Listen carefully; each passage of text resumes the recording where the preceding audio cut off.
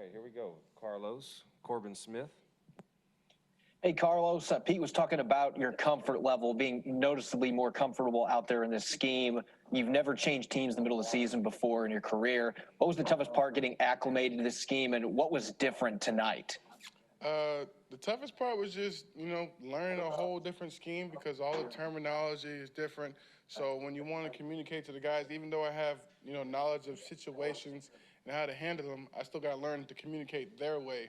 And like Coach talked about last game on the play that I had at TFL, I heard it my way, but, their way is different. So this is part of the process.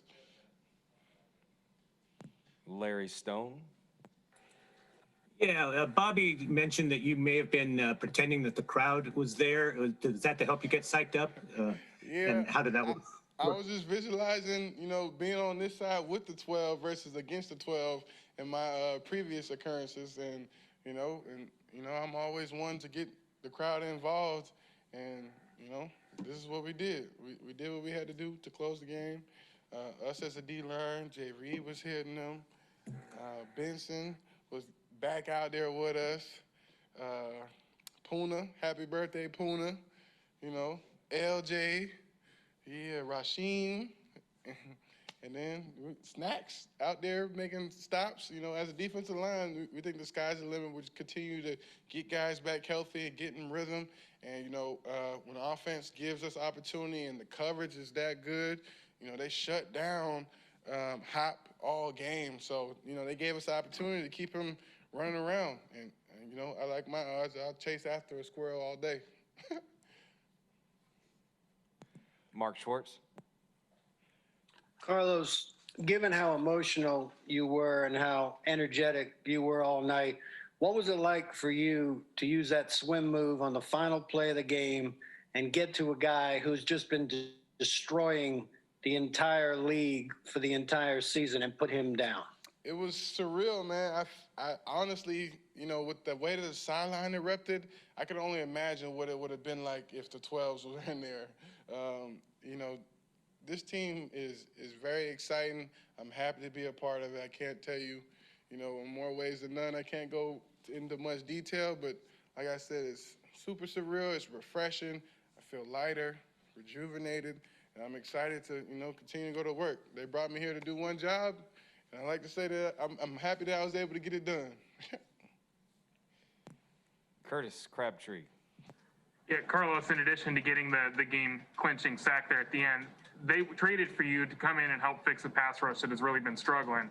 And this is a group now, since you've gotten here, you guys have 13 sacks in 3 games. Just how big of a boost is it for you to help kind of kickstart this thing and get to where you guys are right now? Yeah, I'm just excited. They said I was coming here to, save a rush, but I see, we getting guys healthy, and all of these guys are getting sacks.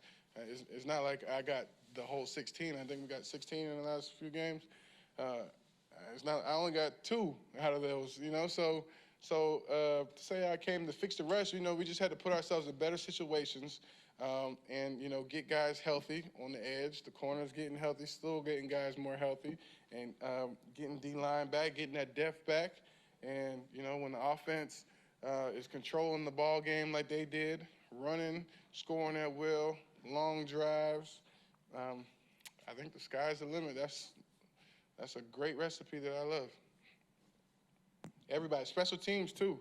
Special teams was on it too today too. They was electric, flying around, and getting key plays when needed. Joe Fan. Carlos, when we first chatted with you, you mentioned that you still believe you're a top-flight pass rusher in this league. How much of living up to that billing is being a closer at the end of games and being able to get that clutch sack? This is just the start, I still got a full story to write. I still got to prove, a point and show up when called upon. This is something that I personally still see myself being able to do for years to come, and I hope you got a taste of it today, and there's going to be more games to play, so I just got to continue to show up, and, this is what they brought me here for. So I'm just happy I could deliver.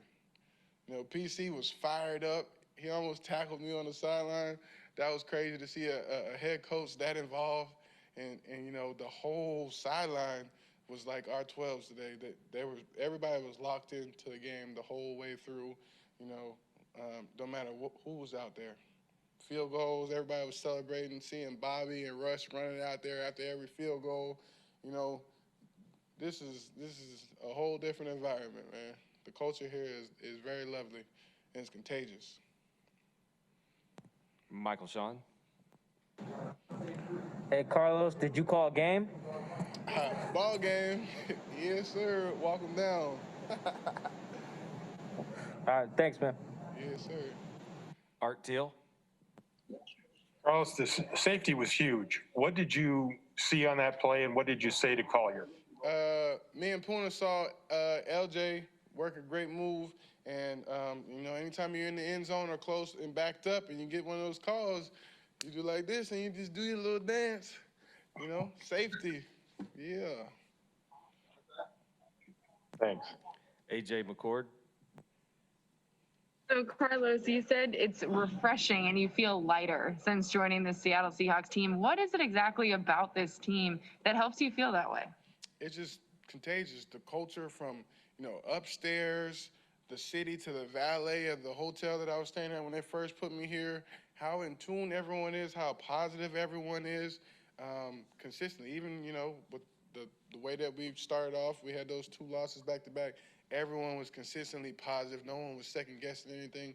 Everybody was honest with themselves, willing to work, acknowledge what we needed to do better, and we worked at it. And, you know, it's just all the layers of the culture here.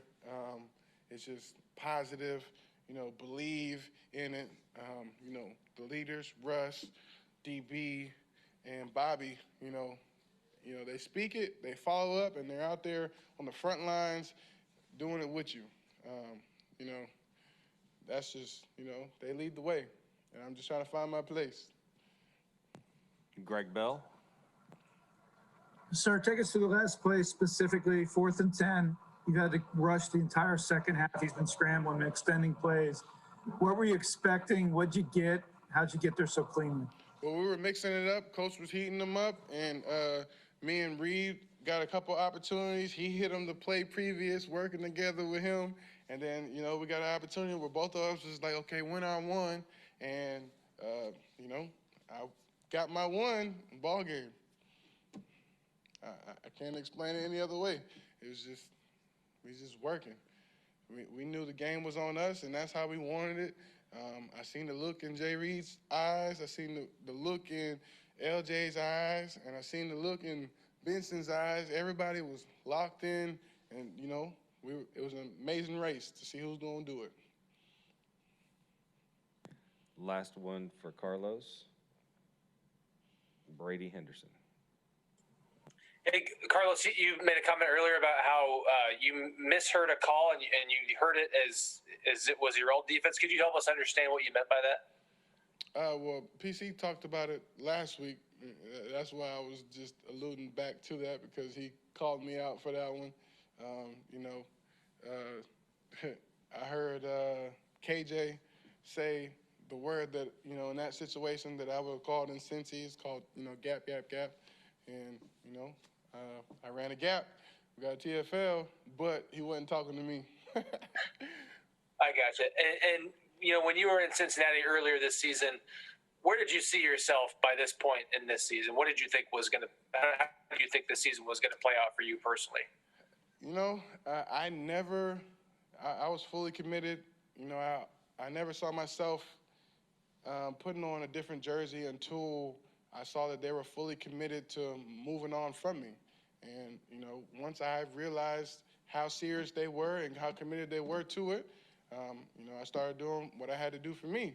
And, you know, talked to Mr. Brown one-on-one multiple times leading up to it. You know, this is the part that no one, you know, hears about. And he was very encouraging. I love those conversations and how honest he was with me during that time. I got a lot of respect for him and that organization. But this is a new chapter. I'm at peace with everything, and I'm excited for what's to become in the future. And, you know, it's electric, just like the screen. Sky's the limit. Thank you, Carlos. Thank you.